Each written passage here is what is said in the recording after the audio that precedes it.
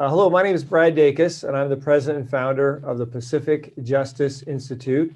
For those of you who may not be aware, Pacific Justice Institute is a nonprofit legal organization specializing in the defense of religious freedom, parental rights, sanctity of life, and other civil liberties. We have a special part of our ministry for business owners. And on our website, in fact, there's a whole section you can click for resources for business owners, and including a two-part training video entitled How to Run a Business Without Hiding Your Faith, how to legally evangelize your employees, your customers, your community, how your business can partner with churches. It's very empowering. It's two parts. Everything we have is without charge. We also have a regular newsletter called Faith in the Workplace. It's quarterly, gives you an update of changes in the law and how it affects you and your business, especially from a religious freedom perspective. So that's another resource, very valuable. And now we have another resource that's going to become available, and it'll be online by the end of the day, possibly by the end of this presentation. And it's a legal memorandum. It's 18 pages. It's regarding challenging shutdowns of businesses in response to COVID-19. It's going to be very, very helpful. And I'm going to be, this is sort of be my guideline, if you will, in my presentation. So you'll have the ability to go back and really dig and really read and understand what's going on in terms of the latest changes in terms of business rights to reopen and overcome hurdles. It's very fluid right now, folks. So needless to say, this is something that you're going to want to keep on watching and be aware of. Those of you who want to keep up with our cases, and we have a number of cases challenging the COVID-19 shutdowns, particularly for churches.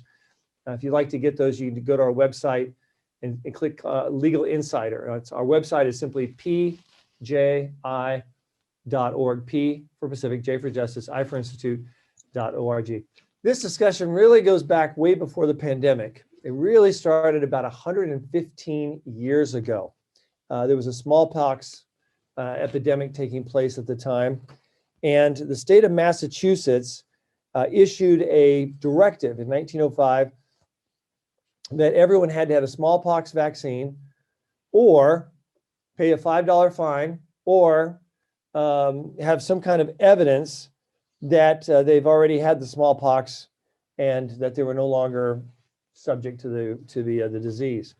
That was way back then. And that was a case where the Jacobson rule came about. And I'm not going to try to be too legally on you, but I want you to understand the depth of where we came from and coming up with our conclusions at the end. And by the way, we are going to have 7 points that you should take under your hat towards the end that will be helpful to you in strategizing how to get your business open or how to challenge the closure of your business or the shutdown of your business.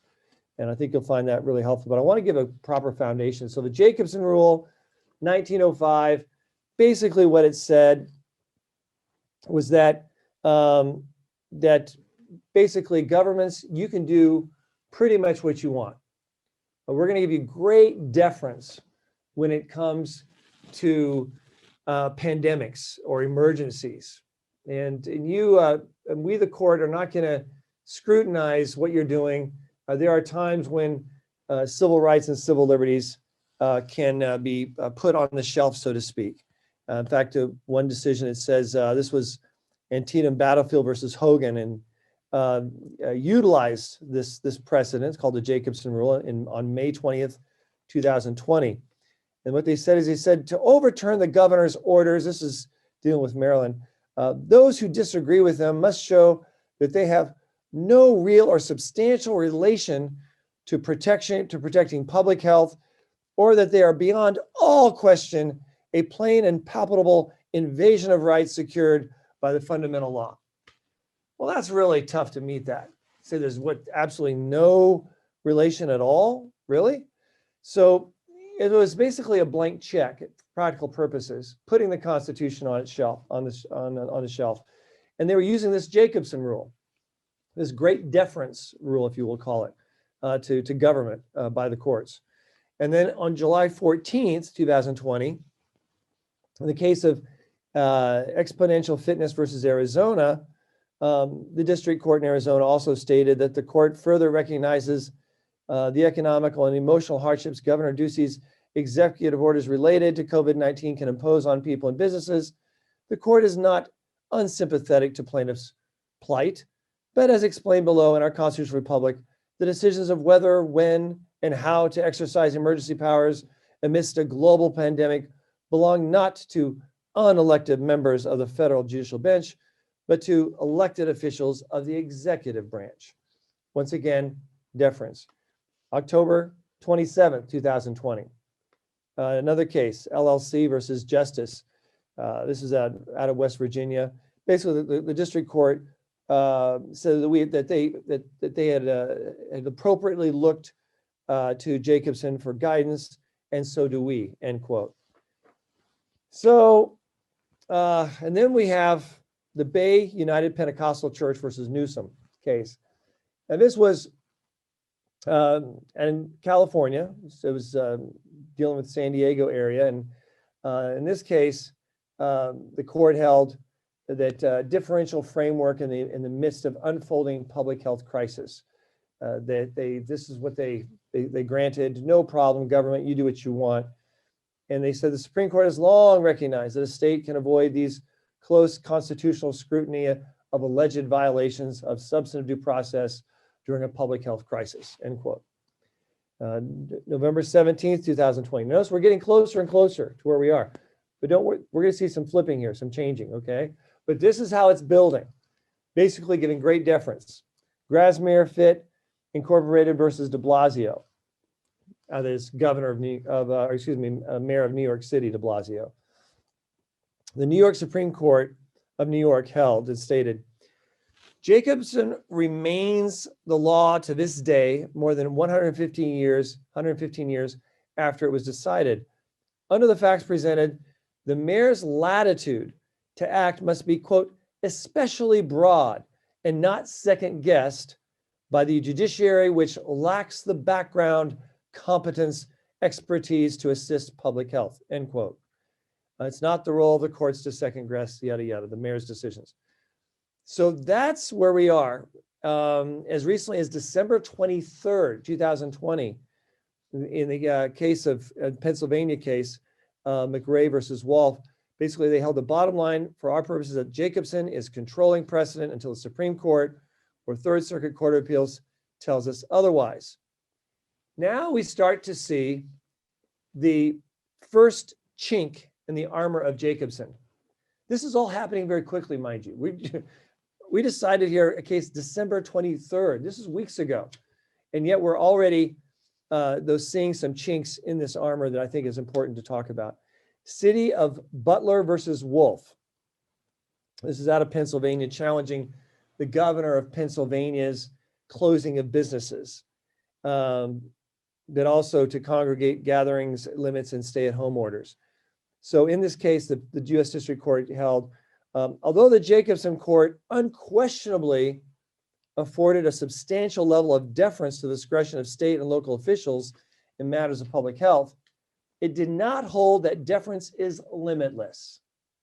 It closed its opinion with a caveat by the contrary. And here's what the court cited. Now, if you're getting depressed, this is the time to start getting encouraged, because there's a shifting taking place as we speak. The court said that the police power of a state, whether exercised directly by the legislature or by a local body acting under its scrutiny, like your public health officer, for example, may be exerted in such circumstances or by regulations regulations so arbitrary and capricious in particular cases as to justify the interference of the courts to prevent wrong and oppression. So this is a very important decision in case law that I think is going to be very helpful. The court also, in another case, Western District of Pennsylvania, also cited a quote from Bailey's Campground versus Mills. Court said the permissive Jacobson rule floats about in the air as a rubber stamp for all but the most absurd and egregious restrictions on constitutional liberties, free from the inconvenience of meaningful judicial review. This may help explain why the Supreme Court established the traditional tiers of scrutiny in the course of the 100 years since Jacobson. Now, those tiers are basically scrutiny as to actions of government, and that happened after Jacobson. So the judge is saying, yeah, now I can see why we had those tiers of scrutiny created because of this wide open discretion given by Jacobson. And then the court in the county of Butler versus Wolf concluded, and this is just, it's so valuable to hear this, okay, because this is recent case law. It's very helpful, very fresh. It says, but in an emergency, the authority of government is not unfettered or unchecked, okay? It says the liberties protected by the Constitution are not fair weather freedoms in place when times are good, but able to be cast aside in times of trouble. There is no question that this country has faced and will face emergencies of every sort, but the solution to a national crisis can never be permitted to supersede the commitment to individual liberty that stands as a foundation of the American experiment. Quote goes on, but for the sake of time, I'm going to leave it at that. And I want to have some time for some Q&A as well. So you get the picture. We're starting to see some changing taking place. And then there was some breakthrough. Let's take a look at the Supreme Court. In the case of Calvary Chapel, Dayton Valley versus Salislac, Justice Alito, in the dissenting opinion, he was the dissenting, so it wasn't the majority, the dissenting opinion, said that, but a public health emergency does not give governors and other public officials carte blanche to disregard the Constitution for as long as a medical problem persists. And that was the dissenting opinion, not the majority. But that was the beginning of starting to establish some of the language to debunk the Jacobson rule. Then something happened. Justice Ginsburg passed away. And this happened with just enough time remaining for her replacement to be made by President Donald Trump. And that replacement was Justice Amy Coney Barrett. This was a huge game changer because the other decision, Calvary Chapel of Dayton Valley, where they said, yeah, deference is fine with Alito dissenting, that was a 5-4 decision. And among those 5 was Justice Ginsburg. Justice Barrett shifted the 5 to the other side. And this case was very important. This is a Supreme Court decision in Roman Catholic Diocese versus Cuomo. Now you're going to say this applies to religious churches. We're going to talk about how it's significant for businesses too in just a second. So it says it was decided on November 25th, 2020 in favor of houses of worship, and the New York limitation of just 10 persons for a church service was found unconstitutional. In his first concurring opinion, Justice Gorsuch wrote, quote, government is not free to disregard the First Amendment in times of crisis. Yet recently, during the pandemic, certain states seem to have ignored these long settled principles, end quote.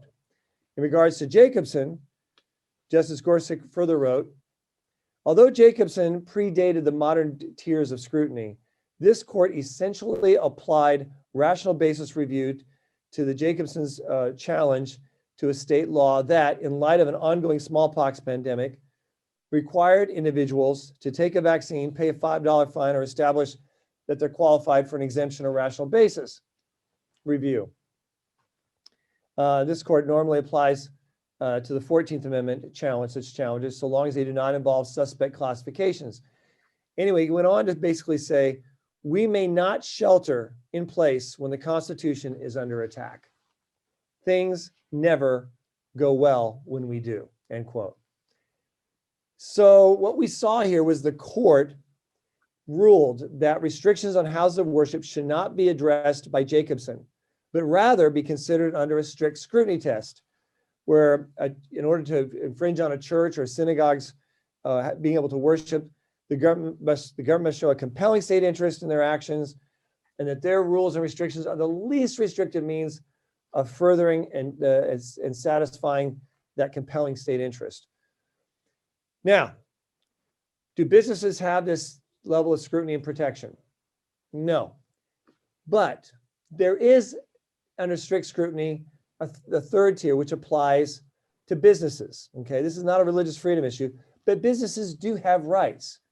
And that scrutiny test, the government must show that there is a rational relationship between its actions and a legitimate government interest that it's trying to address. So they can't just willy-nilly say, oh, we're going to shut down all these businesses because there's a pandemic out there. They've got to be able to show us a rational relationship. Why businesses? Why these businesses? Why now? Okay, so this is important because recently what we saw from the tyranny of Governor Gavin Newsom and Cuomo and others, and out of Illinois and other states, Washington, Oregon, has been an attitude of just because I say so, I'm the king, and I'll shut this down, I won't shut this down, I'll do this, I'll do that, without any need to feeling like they need to justify. This says, no, you have to show a rational relationship with these actions. And number two, you have to show that those, to address that those actions are not arbitrary and capricious. Well, by golly, I believe it's very compelling that the actions of these governors have been just that, arbitrary and capricious, illogical moving forward. So using that test, and now that the Supreme Court says the Constitution is not on the shelf, governors no longer have great just discretion to do what they want pretty much under the guise of an emergency. We now see that there are recent successful lawsuits against government shutdowns of businesses, and let's talk about these. First was the California Restaurant Association, County of Los Angeles Department versus the County of LA Department of Public Health. On November 22nd, 2020, the LA County Department of Health decided to eliminate not indoor, but outdoor dining and drinking entirely at restaurants. Entirely. Now, they cited that there had been a 61% increase in hospitalization cases. Okay, so there's a serious concern there. However, the plaintiffs pointed out, the restaurants pointed out, that the department's own data indicates that the COVID-19 cases traced back to the county's restaurants and bars accounted for a mere 3.1% of the confirmed cases countywide. 3.1%. So is there really a rational basis to just shut them all down when only 3.1% of all the cases out there can in any way be linked to restaurants? I would think not. And the court, this is what the court held, and this is important. The court said the health officials' authority is not unbridled. Courts have the duty to evaluate an exercise of that authority to ensure actions taken have a real and substantial relationship to public health and safety. The health officer cannot act arbitrarily or oppress. In addition, the health officer cannot engage in a plain, palpable invasion of rights secured by the Constitution. And we're talking about businesses here, okay? Whether the regulation in question is a reasonable one, directed to establish the purpose and that appears to have been in view is a question for the court to determine. So now the plaintiffs, the restaurants, make sure I got that on there. The mic's for, okay, good. Now the plaintiffs, the restaurants, present 5 expert witnesses that testify that closing the outdoors restaurants down makes no sense, is not supported. And they did a great job. The county came up with their 4 experts and, making their arguments as well, saying that this is a real serious issue and that the restaurants should be shut down.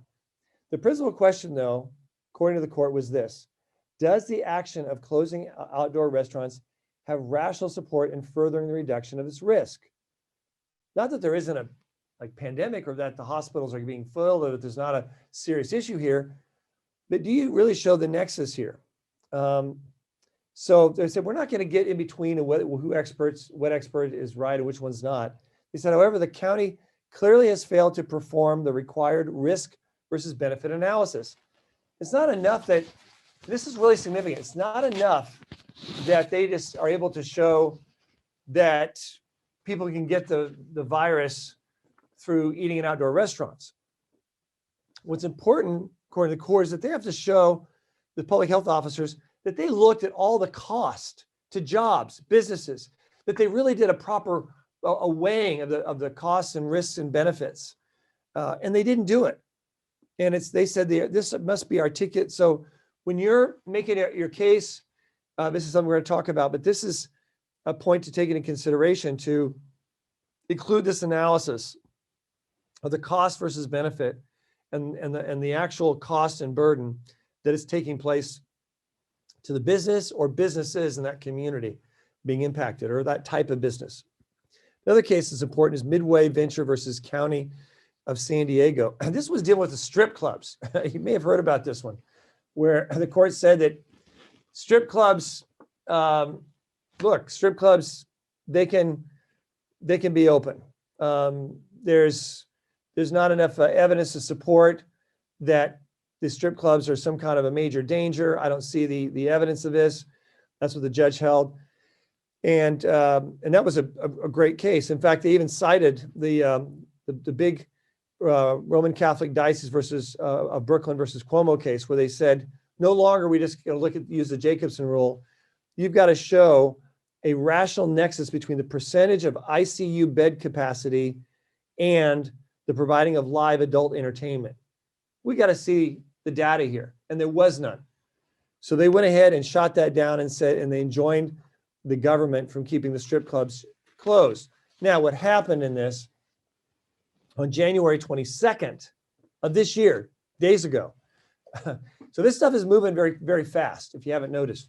I'm used to citing cases from the 1979, So this is a little unusual from my perspective as an attorney, to be citing such quick, rapid fire cases so quickly together.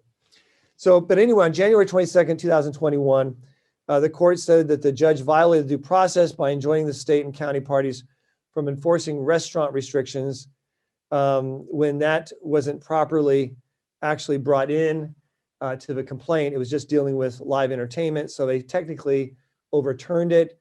It will now be brought back and relitigated. But it's worth noting that the complaint can be amended to include all restaurants, and it will be reheard again and then be brought up on appeal. So that's an interesting case. Once again, it's saying, hey, governments, you're shutting down businesses. It's not enough for you just to simply say there's not enough ICU beds.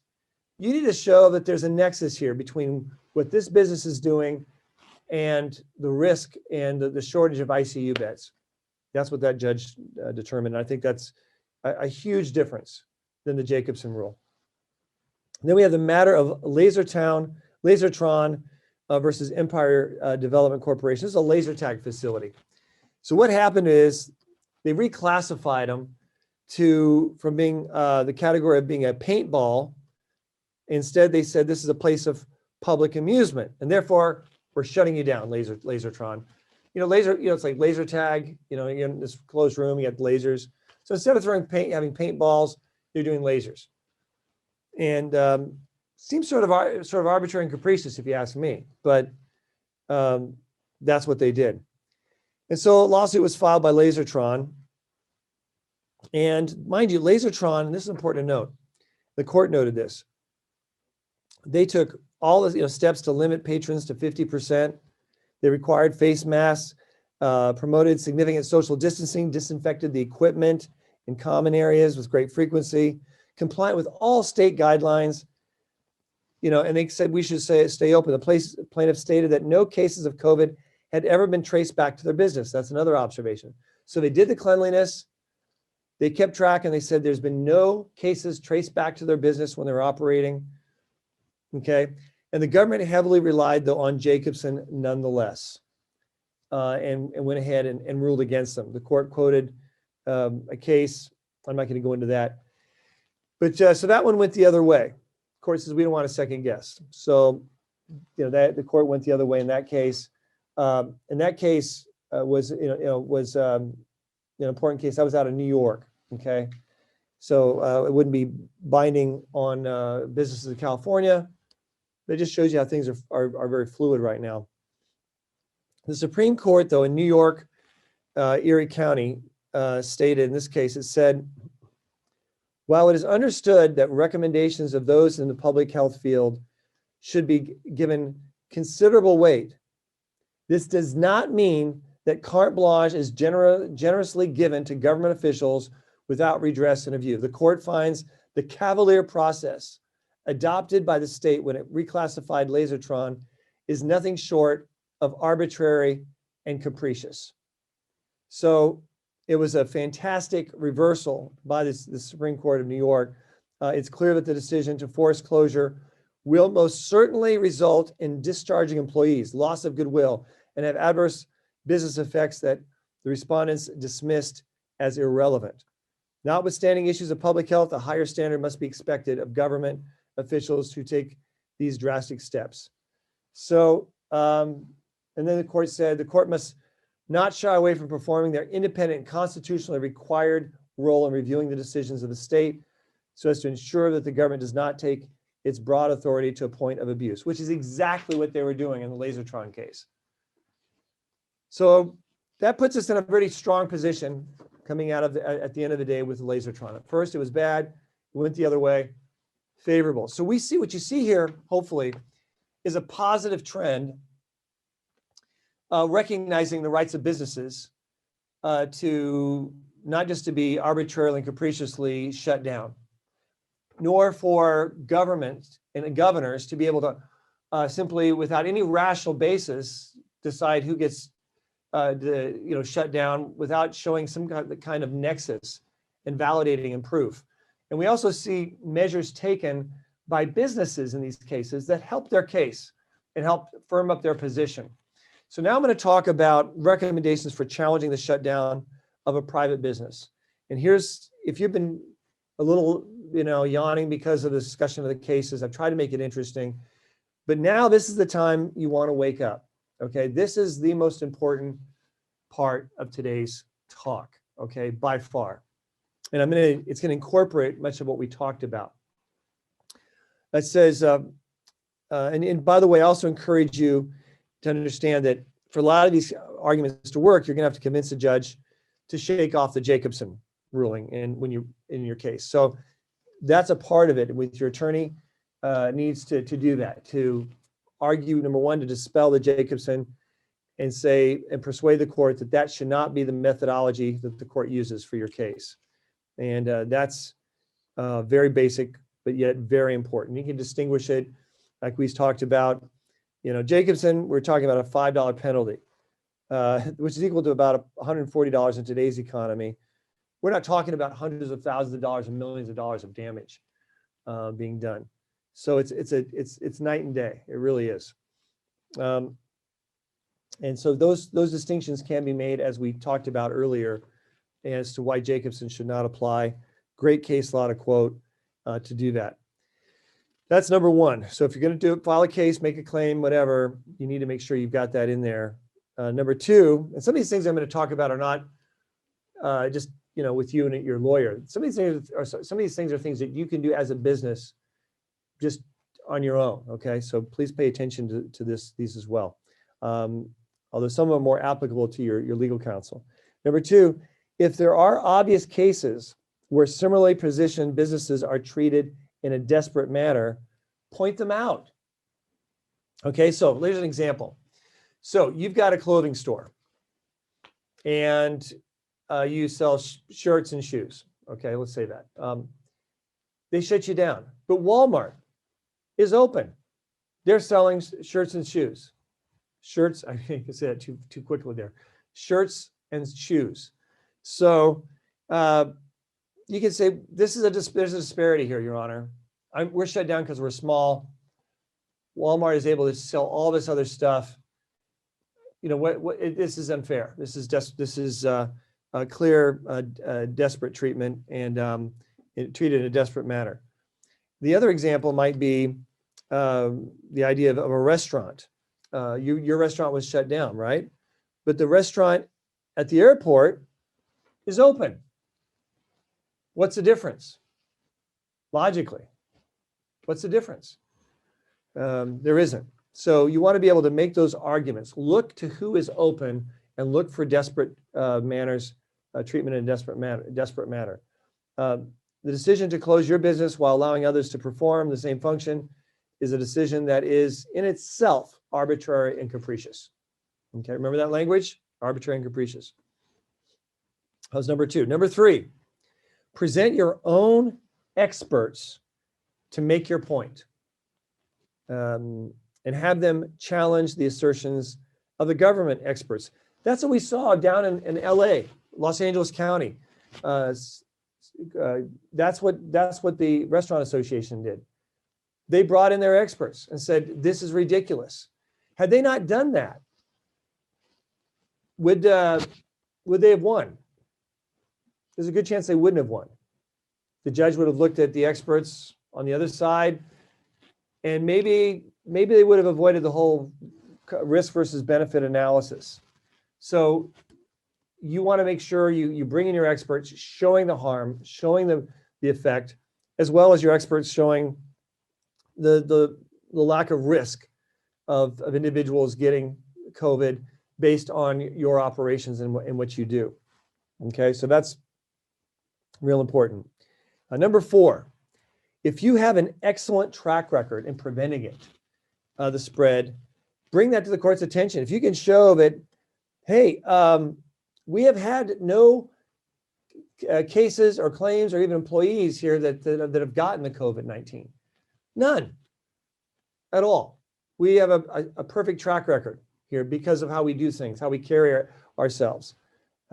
You want to be able to do that. And that's, so take note of that. And that should be part of your case, whether it's on an administrative level or on your petition you're filing to be able to open with your county or in a court of law. Be able to make those points. So keep track of that. Number 5, the layout of damage being done to your business. This is the consequences of the catastrophic. You know, not just to your business, but also to your family, to your employees, to their families. Make the case. Let the feelings flow. It's not just numbers. It's not just profit loss. This is the impact on human lives. Be willing to make that case and to show that real clearly. In California Restaurant Association versus County of Los Angeles, the court held, the county clearly has failed to perform the required risk-benefit analysis by failing to weigh the benefits of an outdoor dining restriction against its costs. The county acted arbitrarily, and its decision lacks a rational relationship to a legitimate end. The balance of harms works in the petitioner's favor until such time the county concludes, after proper risk-benefit analysis, that the restaurants must be closed to protect the healthcare system. Notice the balance of the harms. Those harms are there because the plaintiffs, the restaurants, laid them out. So you want to do that. And not just from numbers, but from lives. Bring in the passion, bring in the emotion, and show that. That's important. Judges are not robots. They can easily be persuaded by feelings. And same with administrative bureaucrats.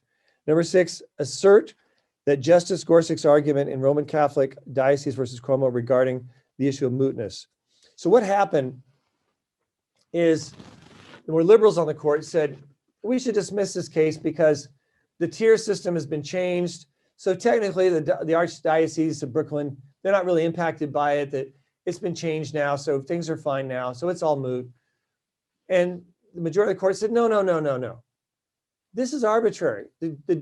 After our decision, the judge, the governor tomorrow could change the tier all over again.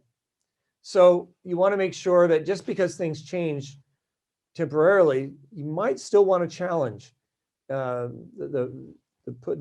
being placed in a tier that was keeping you shut down, even if now it's not. That may be something that may be advantageous if there's a good chance that the governor is going to be wishy-washy. Frankly, Governor Gavin Newsom, he recently, as many of you know, decided to slacken the orders that were coming down.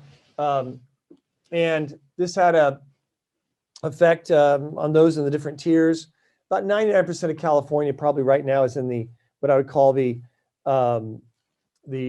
purple tier. And so I'm just getting latest update here. I want to make sure I give you the most accurate. Things are moving very quickly. So basically what it says is, here we go. I'm going to give this to you right now, the latest update. It says for meeting, let's see here. California was on a regionally based stay-at-home order, which ended on January 25th. Governor Newsom's so-called lifting of the restrictions. California has returned to a county-based tier system. One, open with modifications. That involves limited services like appliance repair, car washes. Gotta keep this from fading on me here. I'm going to pull this whole thing up. Sorry about that. Let me start over here with this. Okay. So, in a nutshell, so we've returned to a county-based tier system under the blueprint for a safer economy. 99.9% of California falls under this purple tier. Okay. So generally speaking, here's what we're looking at. There's basically the economic sectors fall into one of four sectors. One, open with modifications. Two, open to 25% capacity. Three, outdoor only. Or four, closed. Open with modifications are limited services like appliance repair, car washes, dog walkers, door-to-door sales, dry cleaners, electricians, handymen, general contractors, landscapers, laundromats, pet grooming, plumbing, and janitorial services, personal care services like nail salons, tattoo parlors, waxing, piercing, massage, banks, hotels, restaurants, if it's takeout delivery only, childcare, day camps, outdoor parks, etc., TV, film, music, some retail like pharmacies, convenience stores, farmers. So bottom line, those are open to 25% capacity. Most retail, okay, like florists, home furnishings, stores, jewelry stores, libraries, sporting goods, swap meets, toy stores, shopping malls with closed food courts, and grocery stores unique at and grocery stores are unique at 50%, but otherwise open at 25% capacity. And then you have outdoor only. This is religious services like churches, mosques, temples, synagogues. Little caveat there, if your church is having indoor service, make sure they participate in our Zoom calls. We're going to have one next Thursday, and we're giving them updates because this may be the governor's order, but the constitutional case law is actually more compelling and more controlling, we believe. So, but also outdoor only for restaurants, dine-in restaurants, gym, fitness, yoga, outdoor entertainment, family centers, race, miniature golf, museums, zoos, and the like. So that's sort of the latest order that's come down, and in terms of the directives. And so you want to find out where you are, and if you've been shifted to a directive that you're now satisfied with, you may still possibly want to challenge it if you think there's a good chance that the governor's going to switch back. This governor, I think, did this because of the petition drive to have him recalled. I don't know. Maybe it's just my hunch, just a hunch. Considering the hospitals are all stuffed with people and there's zero vacancies, he comes down with changing these rules based on, quote, secret data, but he's not releasing. I think this is a pure political play. And if the recall, which is the deadline is March 17th, after that, one way or the other, I think there's a good chance we may see him flip back and tighten things up again. So, because I don't trust his discretion. And now we just had an update on those that are closed with the new order. Amusement, theme parks, bowling alleys, indoor playgrounds. That includes ball pits, bounce centers, laser tag, indoor health like saunas, swimming pools, entertainment venues like concert, convention centers, festivals, general entertainment, bars, breweries, indoor wineries. Outside's okay though, it says. Nightclubs, live theaters, those are all closed. And this is really important to take note of, not just the category you think you're in, but also the category that you might be in. And here's why. Point number 7. and I think this is the most helpful probably more than anything, which is consider modifying your business function to fit under a different tier or category allowed. Like, for example, there's just a hypothetical here, purely hypothetical. And for example, a roller skating rink has been shut down. They've been told your category as a roller skating rink facility, you have to be shut down. Well, there's different ways they could actually change their usage and change possibly their category. For example, let's say that they want to change this to be a worship center, rolling worship center, something like that. And they make some changes so that people don't pay money to come in and roller skate. There's a recommended donation. So they're not selling anything. For the food, they're not selling the food. There's a recommended donation for hot dogs, recommended donation, $1, $1.50. You get the point. So that's one thing, is they've shifted to not being commercial, but just serving, okay? Number one. Number two, they have a clear religious function, religious music. They may have a Bible study. They may have a break time where someone comes out for 5 minutes and shares the gospel, has a teaching time. And then they go back to roller skating with Christian music. This is a game changer. The more semblance you make it to be like a church or worship center, the more viable the argument is that it's no longer a roller rink, but should instead be placed in a different category, say category of churches. And this is assuming that that change would benefit the roller rink. In this scenario, I'm not so sure it would, based on what I just read out. So another example might be for the roller rink to have appointments only for with instruction for proper aerobics. And it would be customized to be the best aerobic workout. Okay, so you'd be shifting from being a roller rink to a fitness center in that capacity. That's something you can do potentially. If there's some way that you can open up a few walls and make it an outdoor facility, that's another way of doing it. I've seen some churches actually do that. They've opened up, because of where they're located, they open up their walls and effectively they become outdoors.